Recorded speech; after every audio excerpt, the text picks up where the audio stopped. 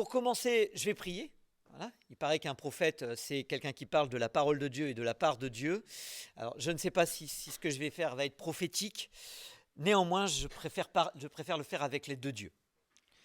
Notre Père, on te remet entre tes mains ce temps d'enseignement, ce temps aussi de partage, de questions, de réponses qui pourrait y avoir aussi. Et je te prie de m'aider à être clair, structuré, didactique, et qu'il y ait de la liberté dans nos questions, de la liberté dans nos réactions, de la liberté aussi dans nos partages. On te remet ce moment entre tes mains et on te prie ça au nom de ton Fils. Amen.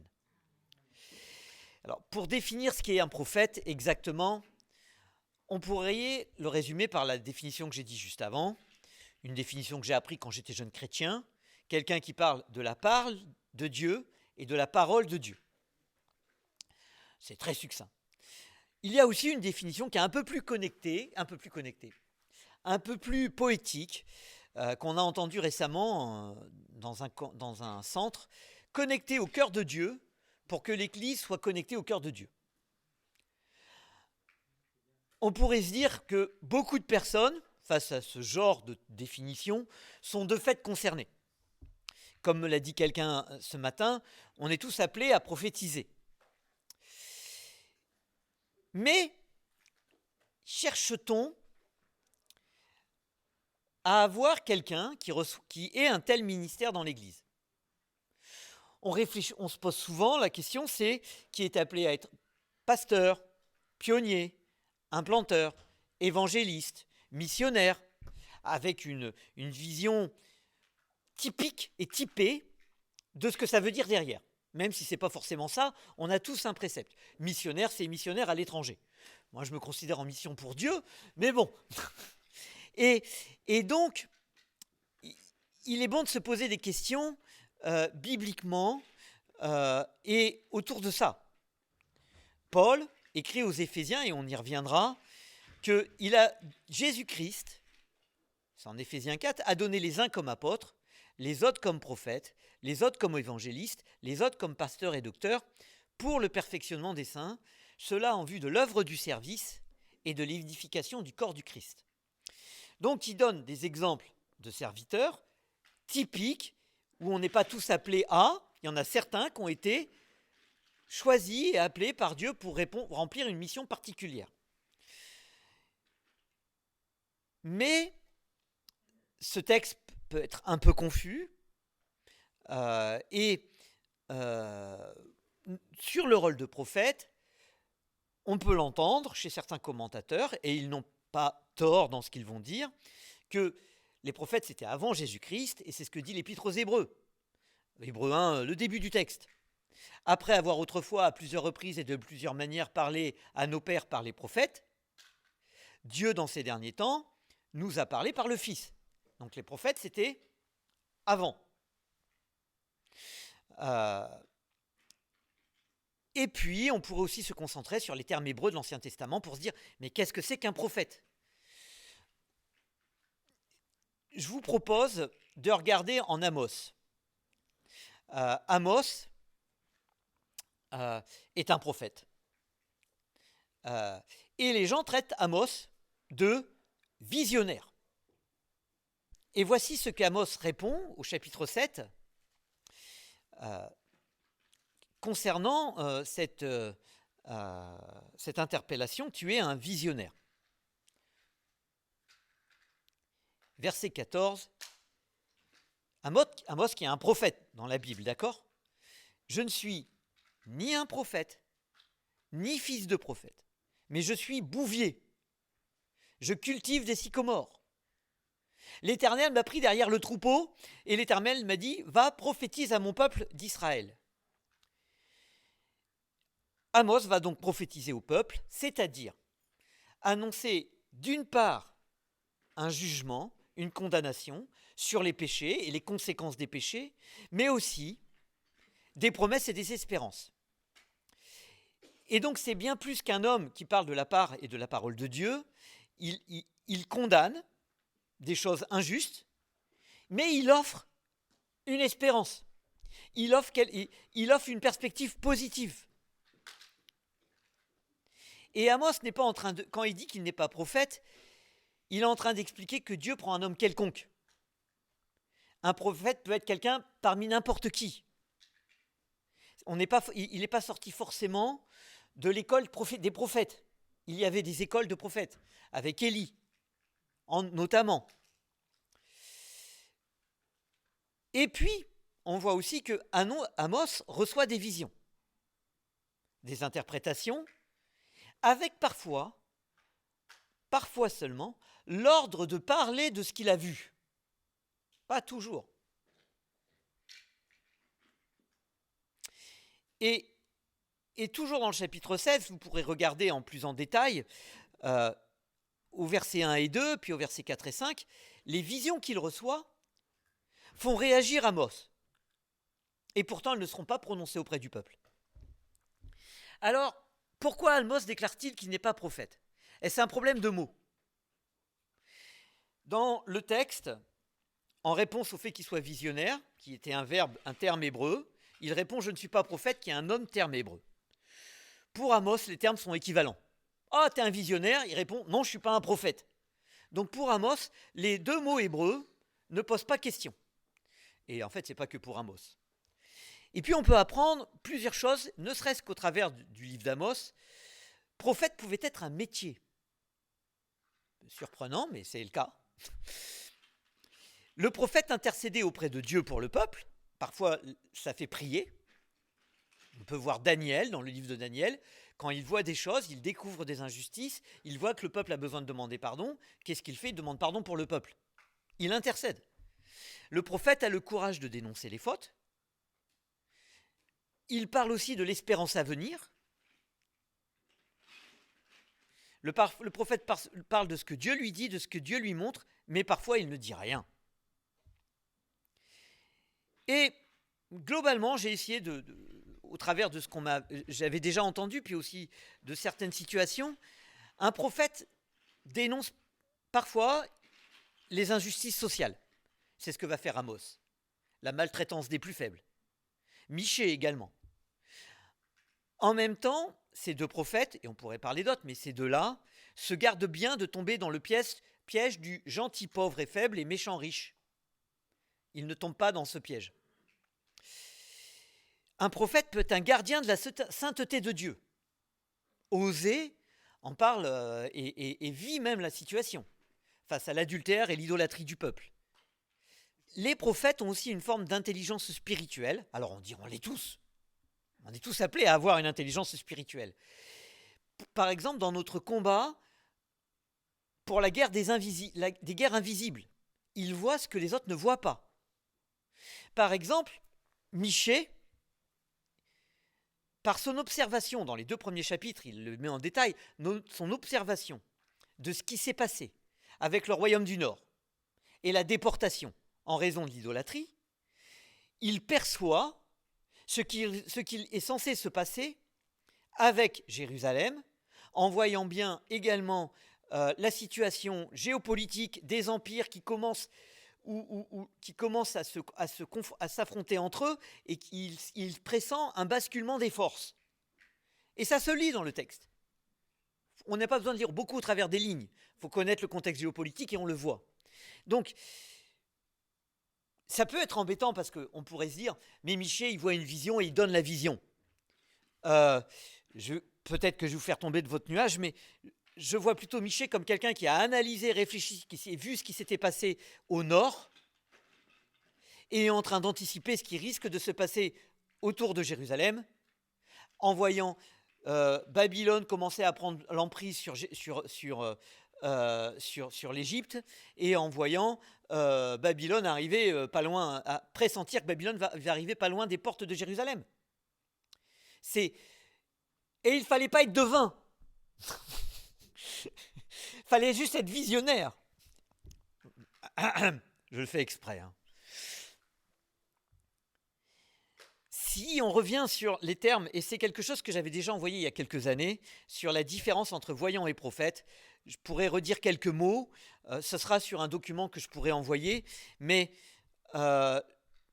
je vais juste rester là. Quand David est entouré de Gad et Nathan, et qu'à la fin du passage où il est entouré des deux, les ordres sont transmis par David, Nathan et Gad, il redit avec le mot suivant, c'était en 2 Chroniques, c'était un ordre de l'Éternel transmis par l'intermédiaire de ses prophètes. Et à première vue, comme la suite du texte le montrera, visionnaire, prophète, bien que sémantiquement différents, dans la suite du texte, ils sont associés, ils sont similaires.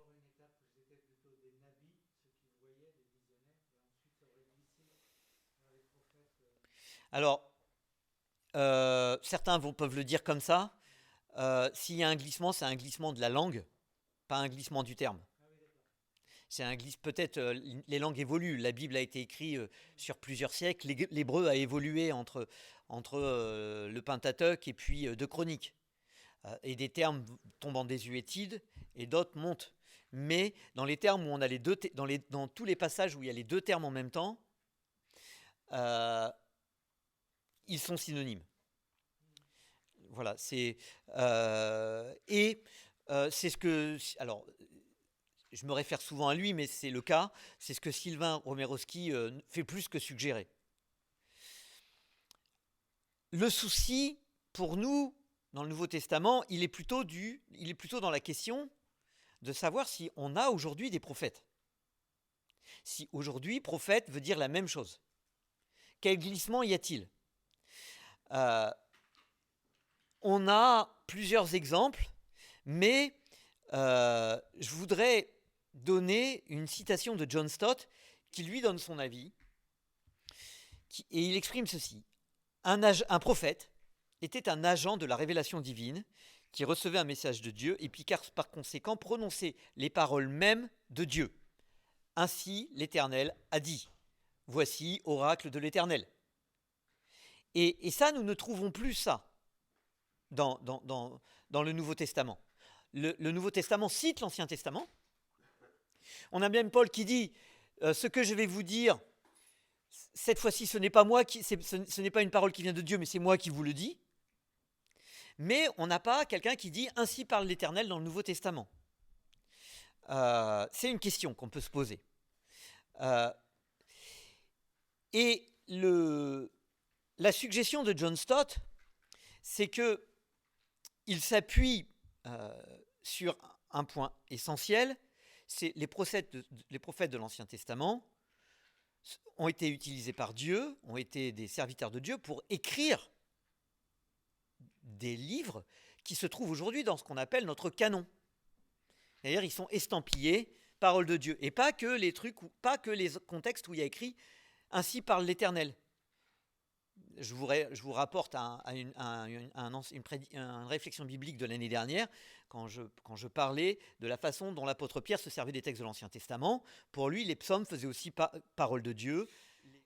Et puis Pierre, il dit ceci aussi clairement, « Sachez avant tout qu'aucune prophétie de l'Écriture ne peut être l'objet d'interprétation particulière, parce que c'est nullement par une volonté humaine qu'une prophétie a jamais été présentée, mais c'est poussé par les Saint-Esprits que des hommes ont parlé de la part de Dieu. »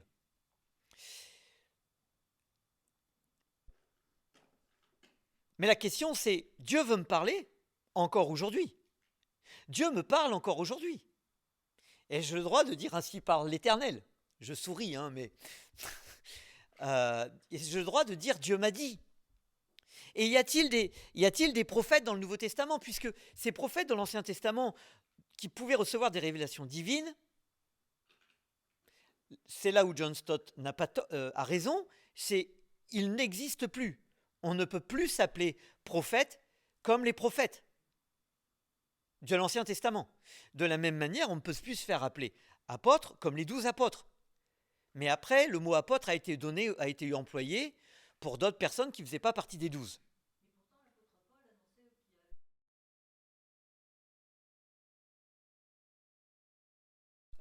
Il y a Jude et Silas qui sont nommés en prophètes en Acte 13, 32.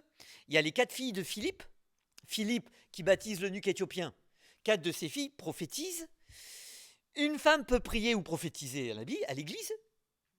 On se concentre sur une femme, n'a pas le droit de prendre la parole, mais dans le même livre, il est quand même écrit, dans le même livre de l'apôtre Paul, il est écrit qu'une femme pouvait prophétiser à l'église.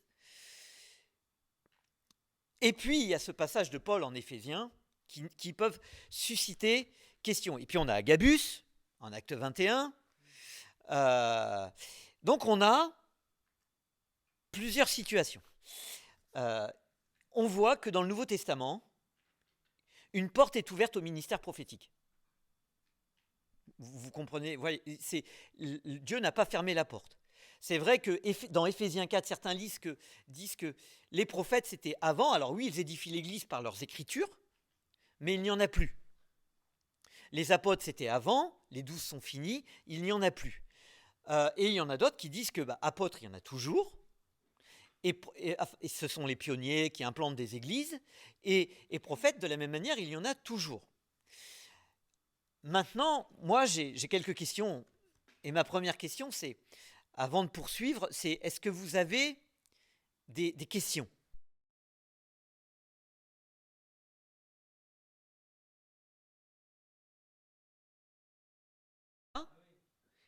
Jésus-Christ est le pasteur, le berger, l'enseignant, le prophète. En fait, il est Dieu. Donc, il est celui qui a toutes les facettes de tous les ministères. Mais ça ne s'est pas fait d'un seul coup. Le fait qu'il soit reconnu, parfois, on croit que ça va aller vite. Parce que nous, on a l'écrit après. Peut-être que ça a été très long. Si vous lisez Ézéchiel, lui, il était... Alors, en exil, il était plutôt connu parce qu'il était de la famille des sacrificateurs. Donc, plus de boulot en exil. Hein. Donc, lui, il n'a plus de boulot. Mais il allait souvent au fleuve. Et au fleuve, je pense qu'il y a probable qu'il y ait plusieurs juifs qui y allaient aussi. Et lui a été saisi et a commencé à faire des mimes, à raconter des trucs, avec d'abord des temps de silence. Donc, une fois qu'il a été saisi, il a fallu qu'il digère lui-même. Et on trouve cette attitude aussi chez beaucoup de prophètes. Ils ne commencent pas par agir, ils commencent souvent par digérer. Ézéchiel, on voit aussi ça chez Osée, Amos, quand au chapitre 7, on voit bien que ça le perturbe. Abias, qui n'est pas content de ce qu'il entend au chapitre, il nous décrit quelque chose au chapitre 1.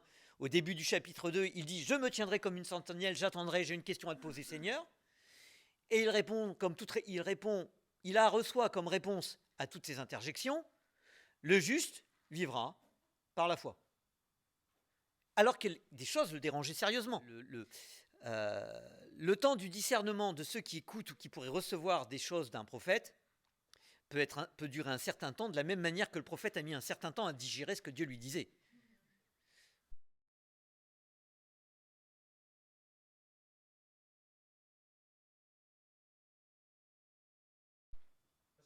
L'esprit peut nous parler parfois sur le champ quand on est en problème, en situation délicate. Je crois qu'on a peut-être...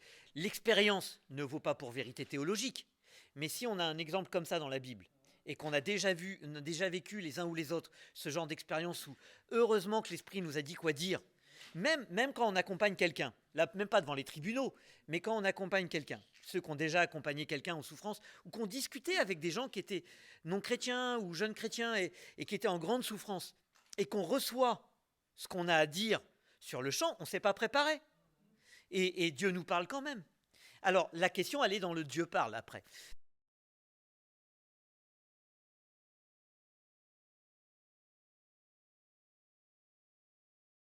Pour tout ce ministère, les formations sont nécessaires. Un temps avec Dieu. Un temps avec quelqu'un qui a ce ministère pour pouvoir aussi mûrir et apprendre. Mais la formation ne vaut pas pour appel. Voilà. Et c'est là toute la difficulté au sein des églises parfois. Au sein même de l'Église globalement, c'est pas parce qu'on croit que et que on suit une formation qu'on va l'être. Et c'est là où tout chrétien a l'esprit, mais tout ce que va dire le chrétien ne vient peut-être pas de l'esprit. Mais parfois si. Est-ce que d'après vous, moi j'ai pas de réponse toute faite. Hein, pourquoi dans les églises on est toujours en recherche d'un ancien, de former des anciens, de former des pasteurs, de s'occuper du club des enfants, de gens à la louange. Et pourquoi on se pose jamais la question, est-ce qu'il y aurait des gens appelés ou qui reçoivent un don de prophète, qui auraient reçu un don de prophète?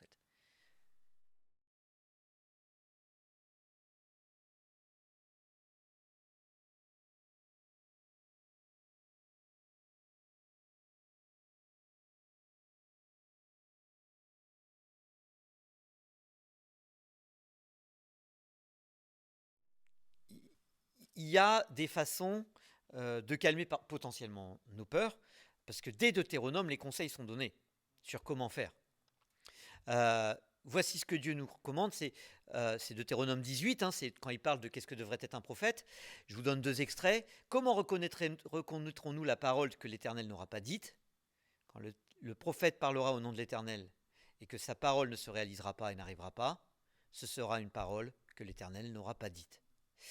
Alors, un point quand même à mettre en éveil pour notre sensibilité, pour notre vie en Église, c'est ce verset-là, le verset 21-22 du Deutéronome 18, montre bien que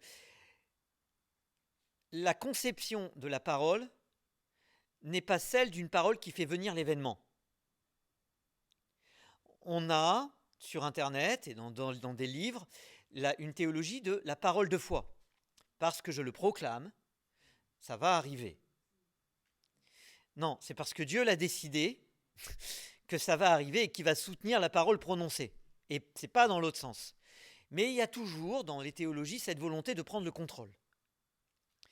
Comme de prendre le contrôle en faisant en sorte qu'il n'y ait pas de prophétie, en fait, pour être sûr de blesser personne. Si on complète, on poursuit. Et même si les actes se réalisent, et j'aime bien Dieu, il est vigilant, et même si la parole de l'homme se réalise, il dit que ce n'est pas pour autant qu'il faudra faire ce que la personne risque de demander dans d'autres situations. Il dit, si la personne fait des miracles, fait des choses incroyables, vous révèle des choses, mais qu'après vous le dit, alors elle vous le dira jamais honnête comme ça, hein, rallions-nous à d'autres dieux. Tu n'écouteras pas ces paroles de prophète ou de ce visionnaire, car l'Éternel votre Dieu, c'est l'Éternel votre Dieu qui vous met à l'épreuve pour savoir si vous aimez l'Éternel. Et on a déjà entendu, moi j'ai déjà entendu des gens qui me disaient, j'ai fait ceci, etc. Je sais bien que la Bible me disait que, mais j'étais convaincu et quelqu'un m'avait encouragé.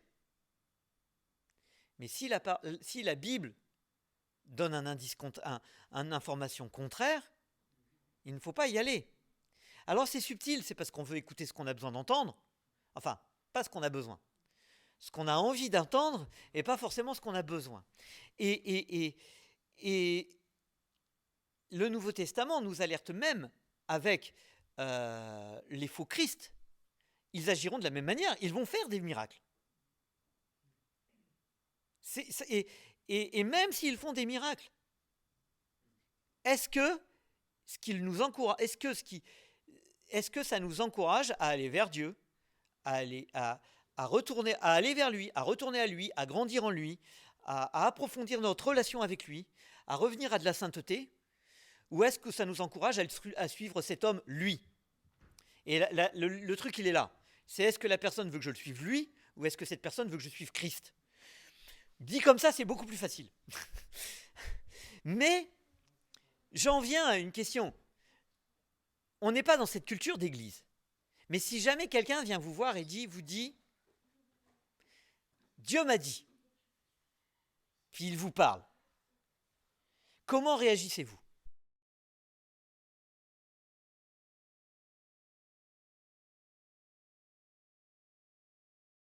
Alors, oui. On a la Bible, on a l'esprit, ça devrait être corroboré par d'autres, ou par des événements et des circonstances. Sur une formation que j'avais reçue, s'appelait Écouter la voix de Dieu. Il conseillait, il disait, c'est est-ce que ça va dans le chemin dans lequel Dieu vous amène? vous a amené. Et ça aussi, c'est un point. C'est est-ce que ça correspond à ce que vous êtes en train de vivre avec Dieu? Parce que parfois, ce n'est pas le cas. Mais il est bien de dire, je ne suis pas spécialement de compte, parce que parfois, moi, je vous le dis clairement, je ne suis pas fan. Mais je ne peux pas interdire. Ce n'est pas à moi d'interdire. En plus, parfois, c'est vrai. Donc, je ne suis pas fan. Et puis, je l'avais exprimé lors de ce groupe dont Pierre a parlé.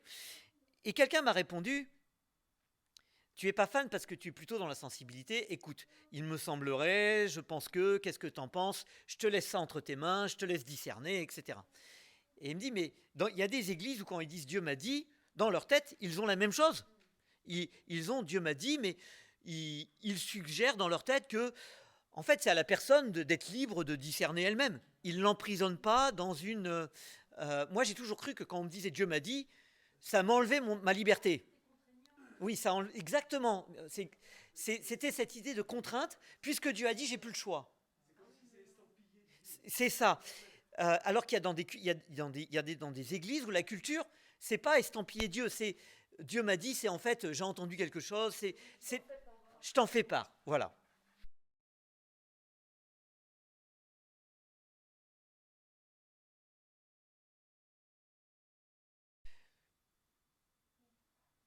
Où s'exerce au sein de l'Église le ministère prophétique? Comment il pourrait s'exercer? Pourquoi j'ai pas... je reviens à la question de Jean-Luc. Précise ta question. Non, le où et de quelle manière, c'est très large. Justement, je ne veux pas restreindre. Je ne veux pas vous donner une réponse que je veux que vous siffliez. On pense qu'on reçoit quelque chose sur le cœur. On va voir les anciens, un des anciens, et on lui dit, écoute, voilà, il me semble avoir reçu ça. Qu'est-ce que tu en penses? Et c'est mis au discernement. Non, mais c'est vrai. Et parfois, alors le prophète peut être frustré. Parce que par exemple, il reçoit quelque chose sur le cœur, et puis on lui dit, pas maintenant.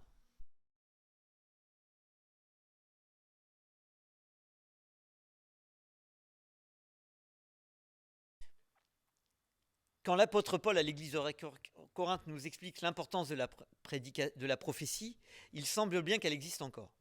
Et Abraham Kuyper écrit, par le mot prophétie, Paul désigne une prédication inspirée dans laquelle le prédicateur se sent soutenu, inspiré par le Saint-Esprit. Et vous allez me dire tout ce qu'on pourrait mettre dans ce que Paul propose comme prophétie. Ainsi, recherchez avant tout l'amour, inspiré en outre aux manifestations de l'esprit et surtout au don de prophétie. Celui qui parle dans une langue inconnue s'adresse à Dieu et non aux hommes. Personne ne comprend les paroles mystérieuses qu'il prononce sous l'inspiration de l'esprit, mais celui qui prophétise aide les autres à grandir dans la foi, les encourage, les réconforte. Celui qui parle une langue inconnue est le seul à en tirer un bienfait pour sa foi. Mais celui qui prophétise promet à toute l'assemblée de grandir dans la foi. Qu'est-ce que vous retenez de ce texte de celui qui prophétise? Il ne dit pas prophète, il dit celui qui prophétise. Il est important. Oui, mais son action va être importante. Alors, son action va être importante, oui. Ça fait grandir dans la foi, il insiste. Ça encourage, ça réconforte. C'est pas rien dans une société où on est plutôt dans une abstinence d'encouragement et de réconfort. Les ministères aujourd'hui sont reconnus dans l'Église ont une sorte de soumission mutuelle aux autres.